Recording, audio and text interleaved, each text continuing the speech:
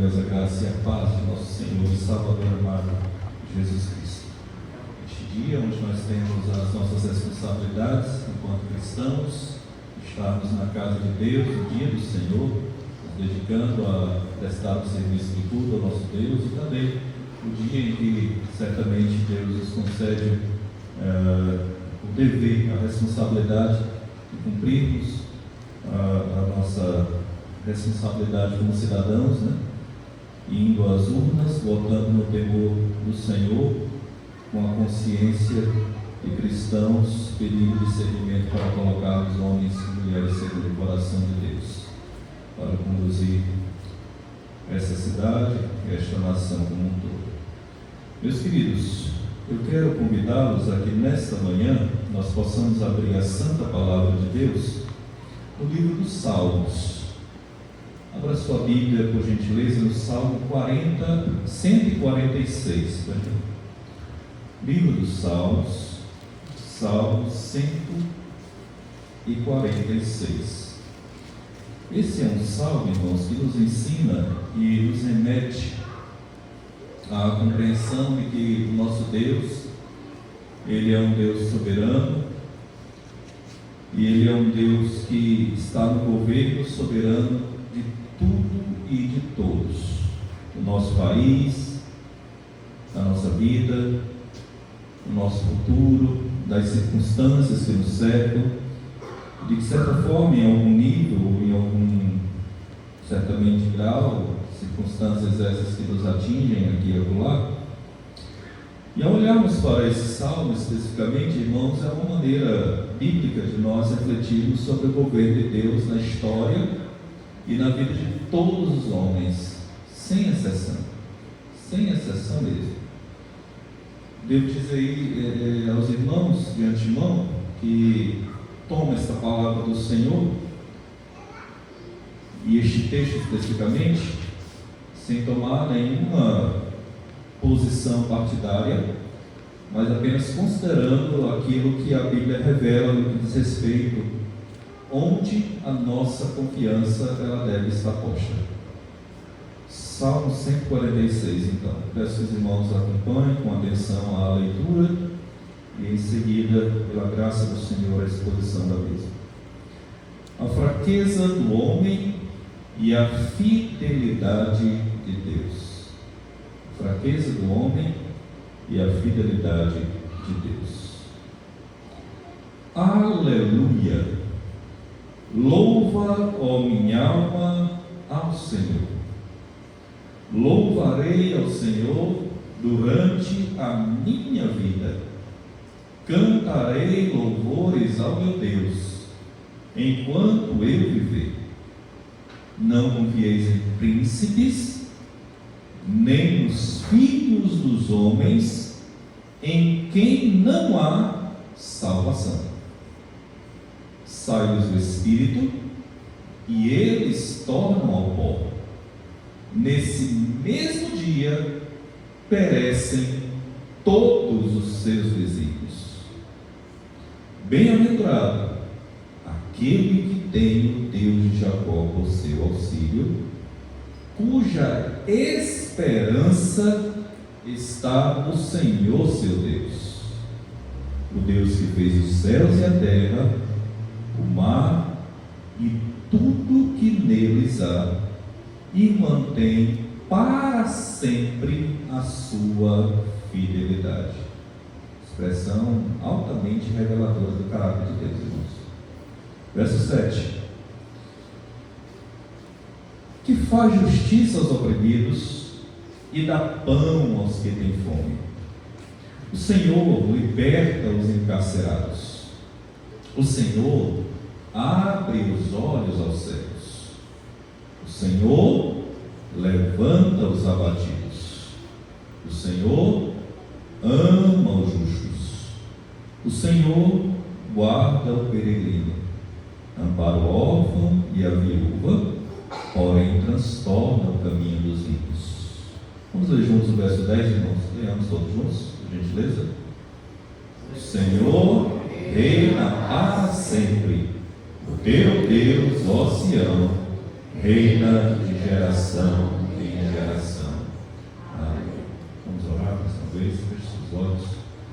Nosso Deus e Pai, nós nos aproximamos do Senhor e da Tua Palavra com santo temor e tremor. E nós queremos rogar de Ti mesmo, ó Pai Celestial, a ação do Teu Santo Espírito, para que, tendo lido a Tua Palavra, e ela já lida, traz de fato ensinamentos muito preciosos em nossas vidas. Nós queremos rogar ao Senhor que o Senhor nos dê a instrução da Tua Palavra, para que possamos realmente sair da Tua casa na manhã deste dia, alimentados, nutridos na viva esperança de que a nossa confiança em todo o tempo ela deve estar posta no Senhor, Criador dos céus e da terra. Por tudo isso nós oramos agradecidos a Ti, ó Pai, mais uma vez com perdão dos nossos pecados, segundo a Tua graça, misericórdia e amor. Em nome de Cristo, hoje e sempre. Amém. E agora, quem poderá nos defender? Já ouviu essa frase? Eu creio que se você assistiu o episódio de um programa de humor mexicano, do personagem chamado Chapulín Colorado, certamente você já ouviu essa frase muitas vezes, que de alguma maneira parece até engraçada para alguns, mas é exatamente isso que algumas pessoas têm se perguntado há várias décadas. E agora? Quem de fato poderá ser a nossa defesa? Irmãos, a população em todo o nosso território nacional no dia de hoje está ou estará saindo de suas residências para desenvolver o seu exercício de cidadania, indo às urnas para dar o seu voto e apostar em um candidato que certamente ele garantiu, na verdade, em seus discursos, trazer um novo cenário para a realidade tão sofrida em diversos setores da nossa cidade, nação como um todo. É claro que cenários assim costumam ser muito perigosos para a nossa vida espiritual, exatamente porque cenários sombrios costumam, exatamente, irmãos, escancarar a necessidade que nós temos de confiar e nos apoiar em alguma coisa ou em alguém que nos faça com que venhamos a nos sentir seguros. E esses cenários costumam realmente multiplicar os candidatos a objetos da nossa confiança. E é interessante perceber como muitos brasileiros, por vezes até os cristãos, até mesmo os cristãos, eles continuam colocando a esperança de sua vida, do bem-estar da nossa nação, nas mãos de homens. E aqui eu não me refiro a um partido ou outro, mas tem ficado claro nas últimas décadas que o que a gente achava que era um mar de lama é um oceano de corrupção, de tristeza, de frustração. É um cenário bem complicado. Todos nós sabemos, irmãos, que os bastidores da esfera política em nossa nação são sombrios, são vergonhosos. E quando de vez em quando essa tampa ela se destampa, né? Aí realmente a gente vê a sujeira, a podridão. Ao ouvir os pronunciamentos feitos nos últimos dias, ou então se der uma volta aí pelas redes sociais, né, na internet, na mídia televisiva, certamente você verá centenas de candidatos a redentores de uma população muito sofrida. Porém, diante de debates que foram promovidos pelas emissoras, você não percebe proposta ou propostas, mas tão somente, irmãos, acusações uns aos outros, em um cenário de ringue. E esse ambiente acaba não se limitando apenas àquele local específico, mas sorrateiramente, irmãos, esse clima, ele acaba entrando nos grupos de WhatsApp da família, do trabalho, do bairro, e gente no meio disso tudo defendendo os seus políticos de estimação, alguns outros torcendo, certamente, desculpa usar aqui a expressão, mas torcendo por si pegar fogo mesmo, né? Alguns querendo começar do zero, e nessa hora cada um tem realmente a sua solução. Eu não tenho a menor dúvida, irmãos, de que nós precisamos de uma boa gestão da vida social. E certamente essa é uma contribuição que pode vir através de uma boa política, de bons gestores. Mas irmãos, o ponto é, e eu quero que a igreja entenda isso nessa manhã, o ponto é o seguinte: será que é aí que nós devemos colocar de fato a nossa real confiança? Será que é aí que nós realmente devemos de fato depositar a nossa real esperança? Será que eles têm condições de nos oferecer aquilo que nós precisamos para acalmar e aquietar a voz do nosso coração? Através da exposição do Salmo 146, irmãos, nessa manhã, eu pretendo realmente observar com os irmãos que a resposta da Escritura a essas perguntas é bem enfática: não. A Bíblia é muito clara, irmãos, em ensinar que o Deus de Israel, Ele é o único, e observe bem esse termo, o único. Ele é o único digno da nossa real confiança. O Salmo 20, verso de número 7, lá o salmista ele nos diz: uns confiam em carros, outros em cavalos, mas nós confiamos em o nome do Senhor, nosso Deus. Interessante, irmãos, que nestes versos o salmista afirma que muitos homens confiam em carros e cavalos. Carros e cavalos, para aquela época, simbolizavam exatamente a força do braço do homem. Força essa, irmãos, que só vem se o Senhor realmente atuar na vida desta pessoa. Irmãos, nós estamos inseridos em uma sociedade que cada vez mais as pessoas estão depositando a sua confiança integral nas instituições, nas pessoas, no dinheiro, na posição social, no intelecto, na sua influência e por aí vai. O ser humano, irmãos, por mais que ele quebre a cara, por assim dizer, ou seja, se frustrando, ele é assim. Ele tem a tendência de confiar em si mesmo ou de confiar nos outros, mas ambas as fontes são fracas, são efêmeras e são completamente impotentes. E ao longo da jornada, irmãos, sejamos francos. Quantas vezes, em dado momento da vida, nós também acabamos por depositar nossa confiança em alguém ou em alguma coisa que não fosse o Senhor, nosso Deus? Isso acontece. E a vida vai passando, as coisas elas vão se discorrendo, as coisas elas vão acontecendo, né? E nós percebemos que nada disso traz de fato segurança para nós, absolutamente nada. Porque por mais que nós amemos, nós não podemos trazer garantia plena à pessoa a qual nós de fato amamos. Por mais que nós tenhamos posse, nós não podemos garantir uma segurança financeira inabalável para ninguém. Por mais influentes que nós sejamos ou venhamos a conquistar, nós não vamos garantir um futuro de influências. E é interessante porque nesse salmo, já no verso 3, há uma ordem expressa para todo cristão, para todos nós. Já no verso 3, o salmista lhe diz assim: não confieis em príncipes, nem nos filhos dos homens. Mais do que uma recomendação, irmãos, há aqui uma ordem expressa para que nós não venhamos a colocar a nossa confiança nos homens, sejam eles príncipes ou plebeus.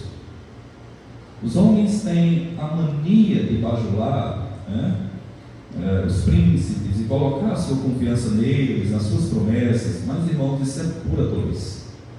Uma vez que a Bíblia mesmo nos mostra que os príncipes e os demais filhos dos homens são impotentes, efêmeros, mortais, como todos os demais. Sendo assim, confiar neles não é se escorar em uma coluna inabalável. Não, irmãos, mas é como edificar uma casa sobre um montão de pó. E logo, logo vai desmoronar. A Escritura mesmo afirma, né?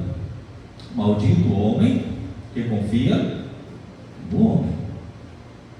Assim sendo, irmãos, nessa manhã, quero tratar com você, à luz desse salmo, o seguinte tema, muito simples: nossa esperança deve estar no Senhor, nosso Deus. A nossa esperança está e deve estar no Senhor, nosso Deus, por dois motivos, que a Escritura nos mostra: por causa de quem Ele é, e segundo, por causa do que Ele faz.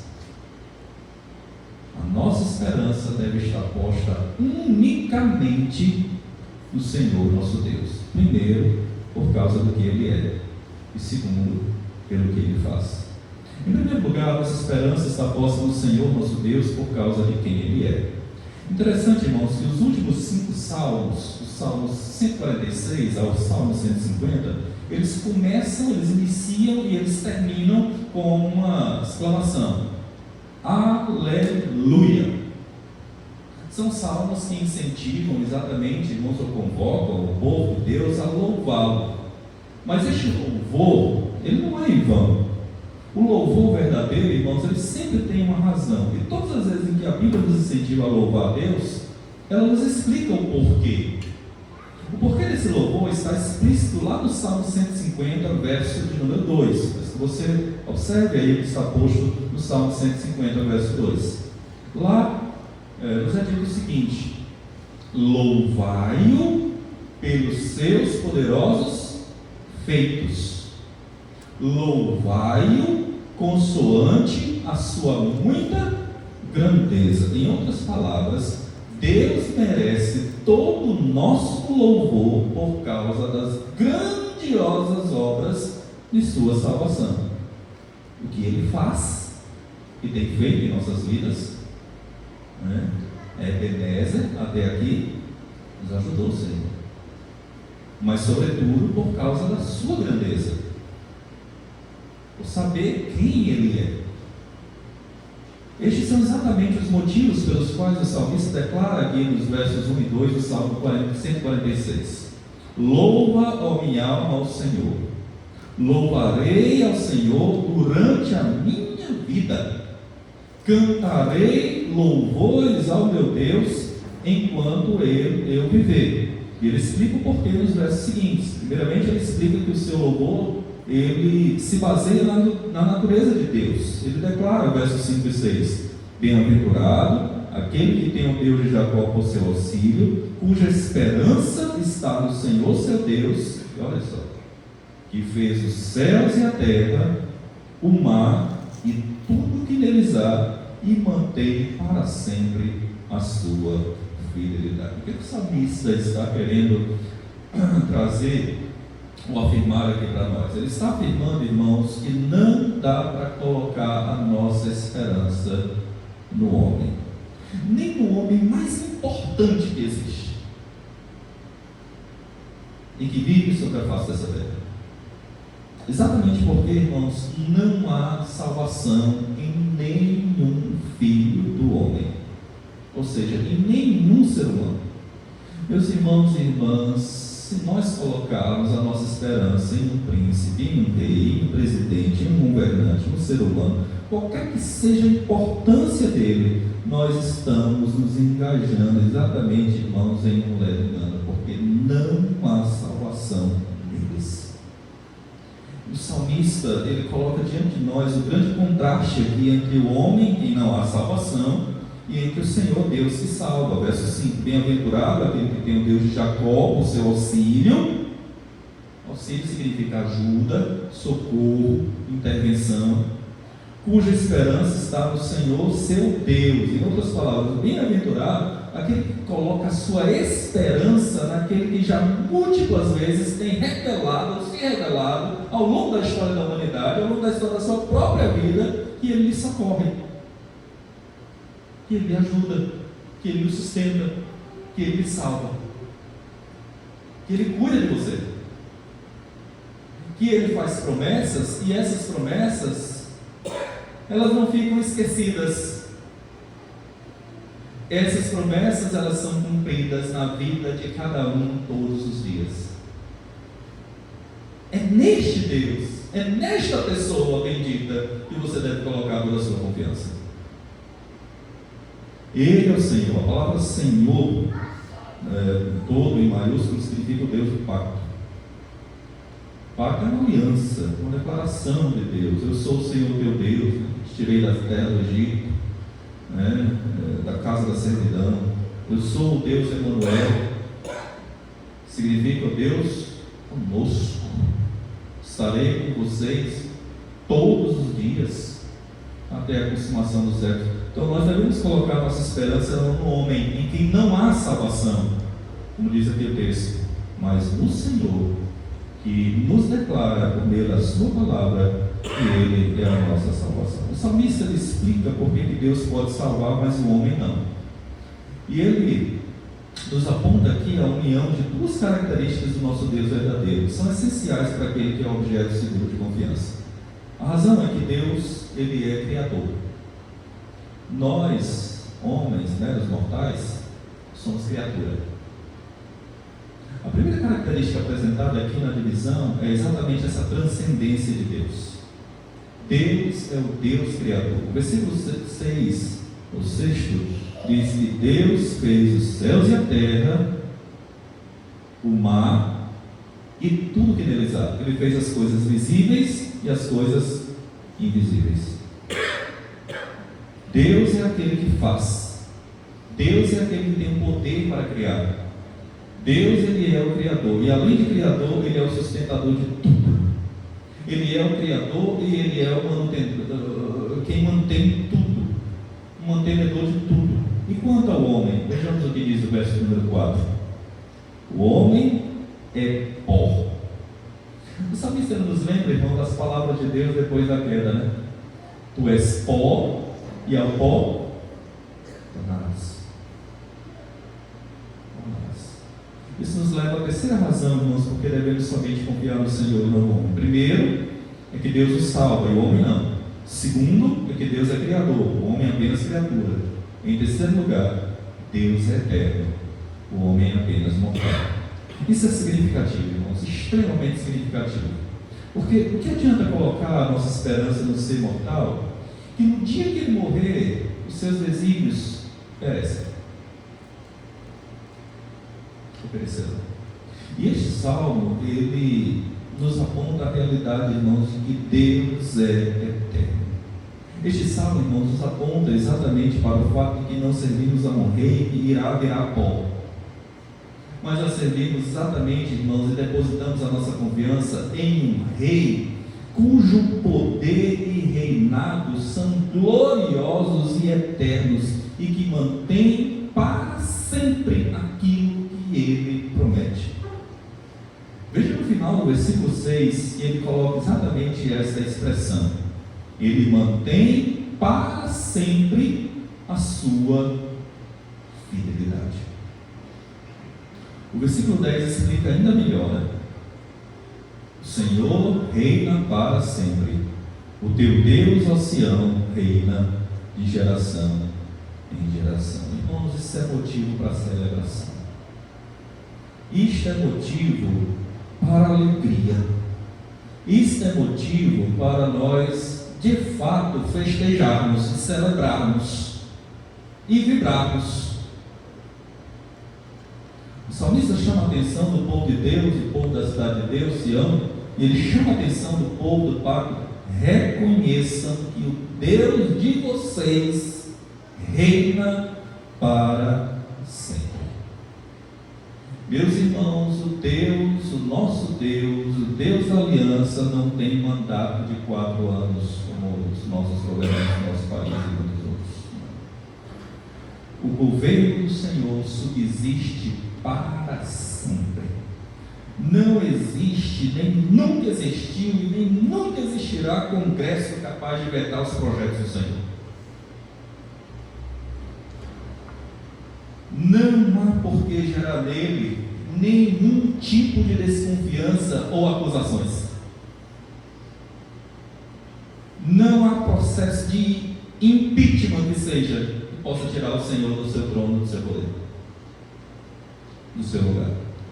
O nosso Deus reina de geração em geração.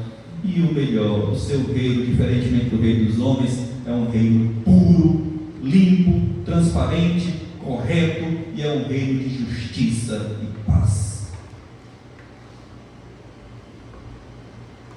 Deus usa meios, institui sobre nós autoridades. Nós lemos isso no capítulo 13 de Romanos. Por meio dessas autoridades, Deus, em sua soberania, graça, Ele nos governa. Mas não é lícito, irmãos, eu gostaria que os irmãos entendessem isso nesta manhã. Não é lícito nós colocarmos a nossa confiança integral nos meios que Deus usa. Nós devemos colocar a nossa confiança integral e nossa esperança no Senhor. Nós temos um Deus que salva, nós temos um Deus que é poderoso, Criador, nós temos um Deus que reina para sempre.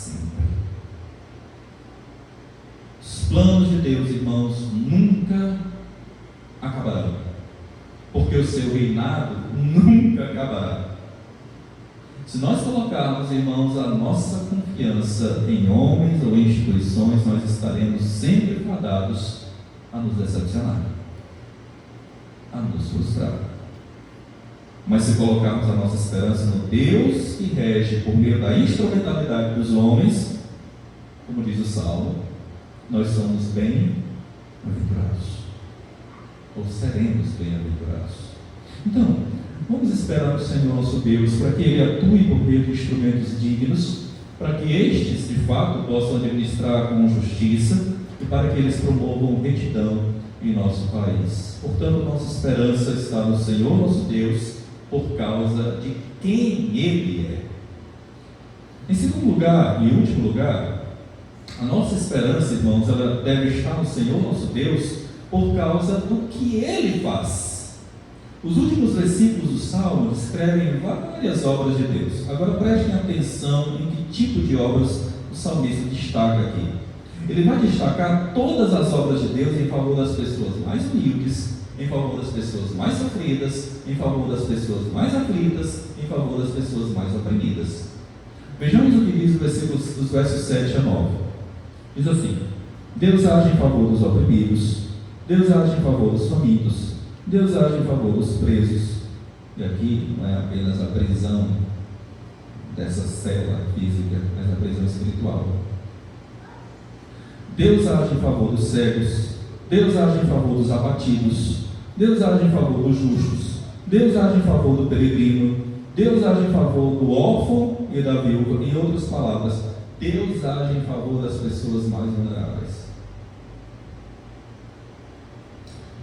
Ou seja, as pessoas que precisam de mais esperança e que têm sido ludibriadas nesses dias, elas devem colocar sua confiança não nos homens, no Senhor. No Senhor. Agora, como será que Deus age em favor dos vulneráveis ou desprezzados? Será que Ele apenas promete ajudá-los no futuro? Será que Ele vai ajudar de vez em quando, se tiver tempo? Ao contrário. Os verbos nos versículos 7 a 9 mostram que Deus sempre está ajudando os aflitos e necessitados. Ele não vive cuidando das coisas grandiosas do universo e só de vez em quando Ele lembra dessas pessoas, não. Não. 1000 vezes não. Ele sempre está atuando em favor dos seus. Não há Deus como nosso Deus, irmãos. Talvez, é bem provável, talvez um governador humano possa sair da pobreza e alcançar o poder. Mas o nosso Deus, irmãos, em Jesus Cristo, Ele deixou toda a sua riqueza, Ele deixou toda a sua glória e se tornou pobre e aflito, compartilhou exatamente na nossa miséria. E Ele fez isso para nos tirar da maior de todas as misérias. Ele fez isso, irmãos, exatamente para trazer uma justiça que não é apenas uma justiça externa, mas uma justiça profunda, uma justiça eterna. Jesus morreu, irmãos, não foi para dar um programa de fome zero, que não somente cuida das nossas necessidades para esta vida, mas também que nos alimenta, irmãos, e sacia a nossa vida eterna. Jesus E na verdade a pessoa de Deus, Ele não nos alimenta apenas com o pão de cada dia, que Ele não deixa faltar sobre as nossas mesas, mas Ele nos alimenta com o pão do céu, o pão vivo que desceu dos céus, a pessoa de Cristo Jesus. Jesus morreu, irmãos, para levantar de novo o homem miserável, que se jogou nessa miséria tão profunda que não havia saída, para nos tornar justos aos olhos de Deus, totalmente justos. Portanto, irmãos, quem é igual ao nosso Deus? Ele está sempre agindo, Ele sempre agirá, atuará de uma forma poderosa, amorosa, bondosa, sustentadora, providencial na vida de cada um dos seus filhos. Todos aqueles que clamam pelo Senhor por salvação, com fé em Cristo Jesus, a recebem. Que tipo de salvação, pastor? Uma salvação completa. Deus não somente, irmãos, acaba com a nossa fome de justiça, Ele providencia esse pão cada dia sobre cada um de nós, mas tem mais ainda. Jesus está trabalhando, irmãos, nos céus e preparando um lugar para nós, um lugar onde nós certamente viveremos para sempre e nunca mais passaremos por nenhum tipo de aflição, de angústia, de problema, de preocupação, de fome, ou seja o que for. Ele está preparando um lugar onde nós nunca mais estaremos sendo oprimidos por ninguém mais. Ele está preparando novos céus e uma nova terra. Ele está chamando pecadores das trevas, acrescentando a sua igreja, uma pessoa por vez, todos os seus eleitos. E um dia esse número será completo, irmãos. E quando esse número estiver completo, esse Deus que prometeu que voltaria, Ele de fato voltará. E naquele dia, irmãos, nós vamos entrar numa realidade que nós nem podemos sonhar agora, porque nenhum homem viu ou ouviu aquilo que Deus tem preparado para aqueles que nele creem. Vamos entrar numa vida tão abundante, irmãos, que nós nem podemos hoje imaginar. Vamos viver em perfeição para sempre, irmãos. Não vamos passar fome, não vamos ser oprimidos, ninguém vai mais nos abusar, ninguém mais vai nos maltratar, não teremos nenhum problema, nem físico, nem espiritual. Se não podemos ver agora, lá na glória enxergaremos perfeitamente. Se agora enfrentamos as aflições e agruras dessa vida, e muitas de fato, se agora enfrentamos a opressão, perdendo a esperança, sendo maltratados, então, irmãos, saibamos que para onde Deus nos conduzirá, certamente, irmãos, haverá somente amor, tranquilidade, sossego na sua presença. Se agora estamos sofrendo injustiça, agora seremos completamente vindicados. Meus queridos irmãos, as autoridades em todas as nações, não apenas no nosso país, lógico que estamos vivendo um momento hoje, as autoridades em todas as nações, irmãos, discursam afirmando que querem acabar com a fome, que não medem esforços a fim de acabar com a corrupção, justiça. Mas, irmãos, essas pessoas são humanas. Eles são mortais. Eles têm um mandato de 4 anos ou pouco mais que isso. Lembre-se sempre, o seu Deus, meu Deus, o nosso Deus, Ele reina para sempre. Ele é aquele que realmente acaba com toda fome e sede de justiça. Ele é, como diz o versículo 9, transtorna o caminho dos ímpios. Transtorna o caminho dos ímpios. É Deus quem vai acabar com todo esse oceano, toda essa lama que nós realmente temos presenciado, irmãos. E Ele pode usar, e tem usado, os governantes das nações como instrumento em suas mãos. Mas é uma coisa certa, Deus não precisa de nenhum deles. Nenhum deles. Quando daqui 4 anos, ou periodicamente tivermos a sucessão ou alternância de governantes no nosso país, em outras partes do mundo, lembre-se de uma coisa, meu irmão e minha irmã, lembre-se de uma coisa: todos eles perecerão. Mas o nosso Deus, o Rei dos Reis, Senhor dos Senhores, continuará reinando para todos sempre. O seu reino jamais terá fim. E é Ele quem coloca reis e quem destrona reis. Portanto, meu amado irmão, minha querida irmã, chegando ao final, sendo esta a minha última fala para essa ministração, eu te pergunto, onde realmente e de fato está a sua esperança? Onde você tem colocado a sua confiança para o dia de amanhã? Futuro. Onde está a sua esperança para um mundo melhor? Em você? Os planos, os sonhos dos homens? Nas instituições? Nos governantes? Na ONU? Organização das Nações Unidas? Onde está a sua esperança? Onde reside a sua esperança? Bem-aventurado aquele que tem o Deus de Jacó por seu auxílio, cuja esperança está no Senhor seu Deus. Todos aqueles que têm aquela esperança, ou essa esperança, podem dizer: louvarei ao Senhor durante a minha vida, cantarei louvores ao meu Deus enquanto eu viver, pois Ele vive, reina e governa a tudo e a todos, ontem, hoje e para todo sempre. Aleluia. Amém. E Deus em Cristo, irmãos, nos abençoe, nos ajude, nos faça enxergar. Por mais que os cenários sejam nebulosos, confusos e incertos, o seu Deus, o seu Rei, Ele reina para todo sempre. Ele governa a história da humanidade. Ele governa a minha e a sua vida.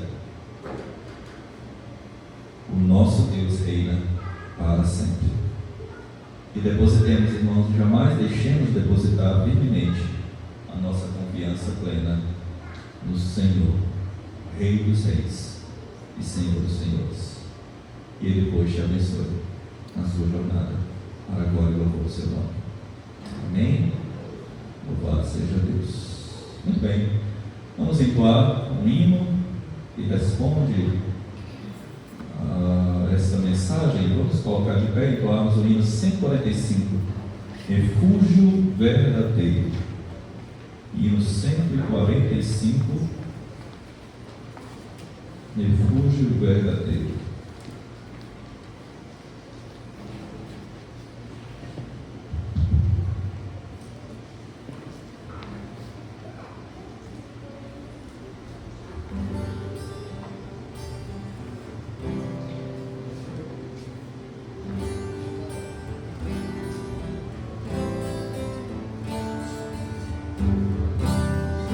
Seguro estou, não tenho temor do mal, se guardado pela fé em meu Jesus.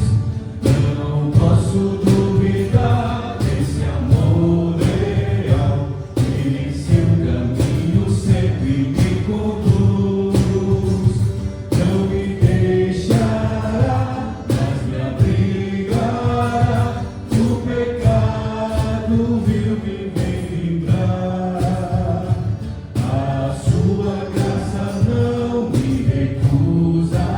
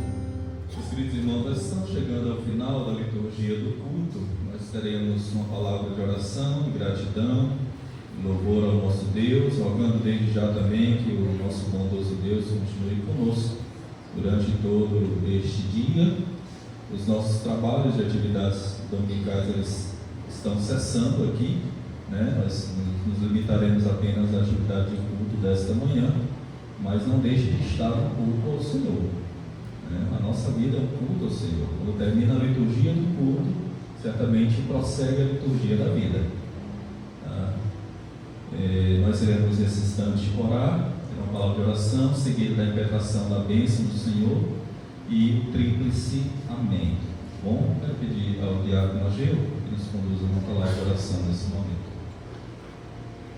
Pai querido, Deus Santo, te agradecemos, ó Deus, por esse culto, ó Pai, que possa estar falando sempre aos nossos corações, a maneira como proceder esse mundo, ó Deus, que tu possa estar abençoando cada irmão essa manhã, Deus querido, e que possamos, Senhor, votar, Senhor, de forma consciente, Senhor, para a tua glória, Deus amado. Te peço, Jesus, em nome do Filho amado. Amém. Receba a bênção, irmãos. Seja sobre você, meu irmão, seja sobre você, minha irmã, e sobre todo o povo de Deus, os nossos irmãos e irmãs, a família da fé que se espalha por toda a face dessa terra. Seja sobre cada um de nós a graça maravilhosa do nosso Senhor, Salvador e Redentor Jesus Cristo. O grande, fiel, insondável, eterno, incomparável e infinito amor de Deus, o nosso Pai. Poderes, alegrias, a consolação, as virtudes do Espírito Santo do Senhor sejam continuamente em nossas vidas, na manhã deste dia e para todos sempre. Amém.